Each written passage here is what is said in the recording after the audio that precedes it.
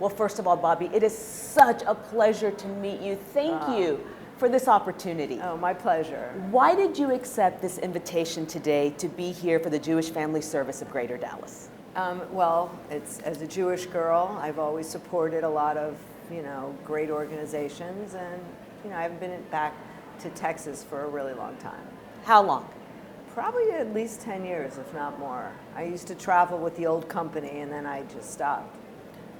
And what do you love about Texas, since I've got you talking about Texas for a minute? Honestly, I love the women. I think Texas women are so funny and so tough.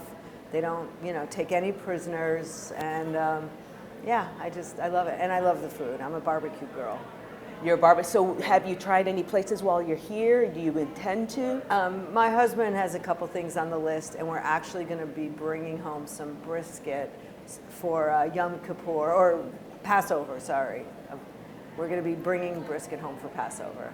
Well, you can't go wrong with any restaurant you choose. No. Mm-mm. So tell us about your campaign that you launched today. I know this is a very special, exciting day for you. Yeah. This, campaign, I Am Me, which I have a sweatshirt that I wear that says, I am me. It's taken a long time to realize that you can't be who you're not. If you always think you need to be like someone else, you're never going to get there. And so it's my mission to help people feel comfortable and confident in their skin. And I Am Me just means like it or leave it. When did you come to this?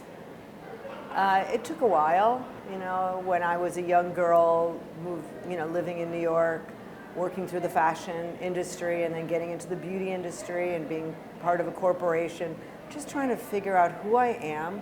And I think I tried to be a little bit of everything. The corporate girl, the cool fashion girl, and finally I realized, hey, I am me. This is who I am.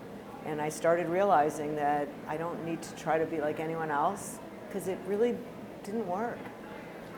When you started realizing this, do you think it was because of age or because of other circumstances? I think it was about being practical. I'm someone from the Midwest, and it takes a while to realize this is really dumb what I'm doing. And so when I realized, why am I bringing so many changes of clothes and shoes in a bag?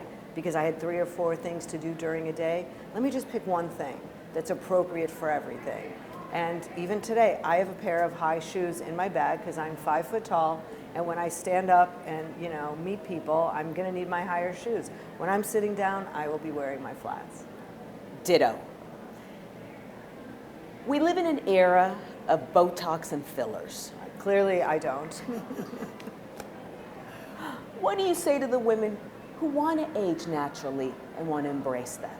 You know what? I think that anyone is absolutely, has the power to be exactly who you want to be. And I'm not here to say don't do something. If it makes them feel good, of course, by all means do it. What I want to offer is a choice. If you're not sure if you should go down that path, you're not sure you want to. And I know for me, my husband early on said, don't do it. Don't do it. We're aging together. We've been married over 35 years, and yeah, we do not look like the kids when we first met, but when we're together, I don't think that we're any different than when we first met. When I see pictures or look in the mirror, I'm like, okay, yeah, we are grandparents now, and that's okay. You and I have a lot in common. Well, you're not a grandmother. No, but I don't do fillers or Botox. Okay. Ah. And there's a lot of pressure to do that in my Right. industry. Yeah. And Explain that to me, because I watch TV and people that I respect and love, all of a sudden I see eyebrows going like this, and I'm just like, what happened? They didn't need to do that. We need to change, someone needs to change that.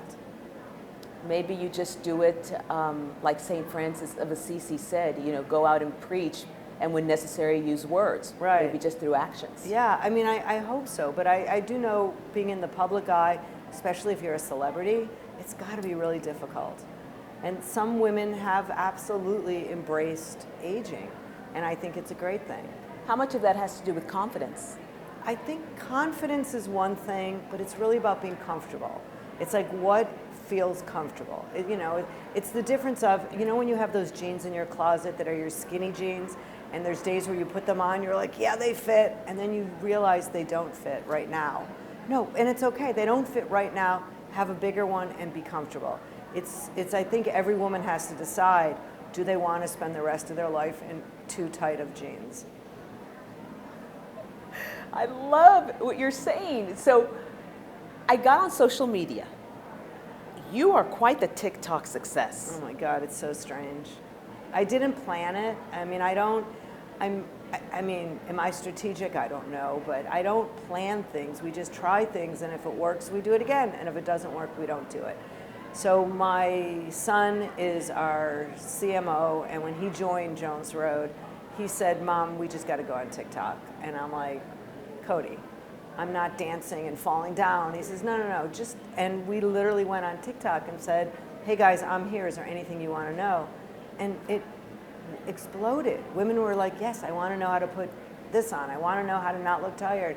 And I became, a TikTok sensation, as they say in the press, at 65 years old. So it's been 2 years.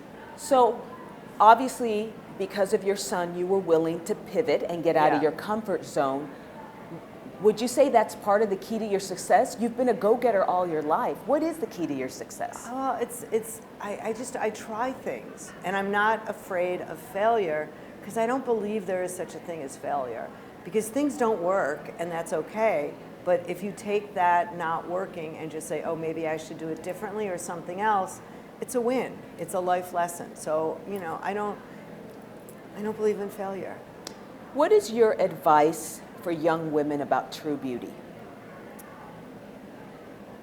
Calm down, first of all, and just honestly appreciate where you are.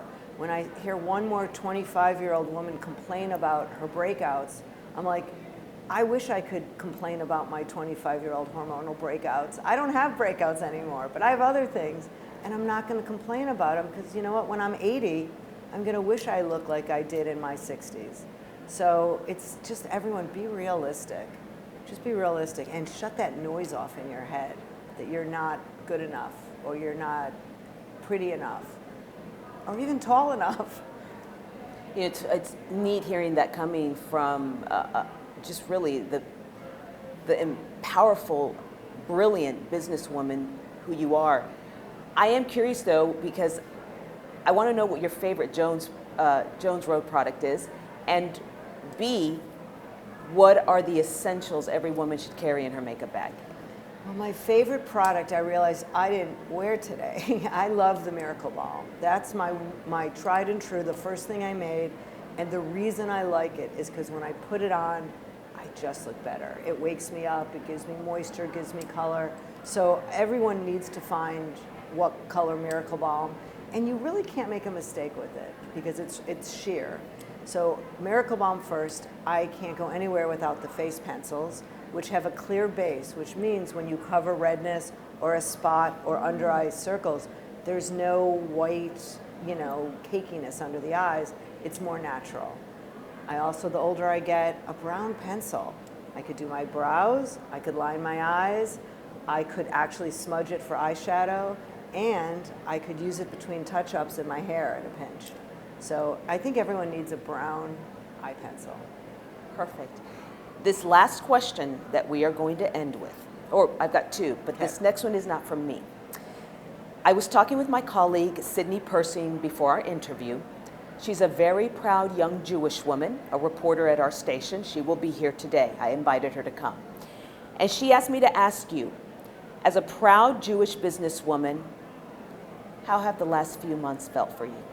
Terrible. I mean, she knows that's the answer. Terrible.